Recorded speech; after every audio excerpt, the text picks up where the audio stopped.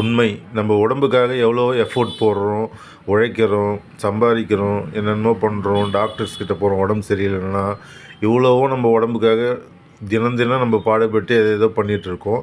But இருந்தாலும் பார்த்திங்கன்னா அது மட்டும் போதுமான்னா போதாது. ஏன்னா இந்த உடம்பு அந்த உயிர் இருக்கிற வரைக்கும் தான்.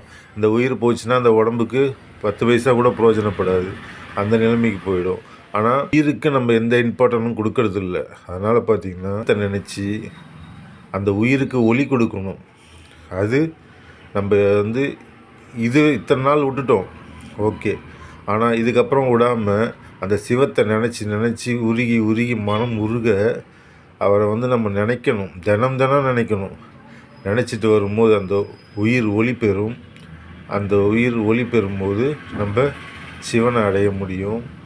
சிவனை அடைஞ்சோம்னா பிறப்பில்லா அந்த ஒரு நிலையை அடைய முடியும். அந்த நிலையை ஒருபோதும் மறக்காமல் முயற்சிக்க வேண்டும். நன்றி.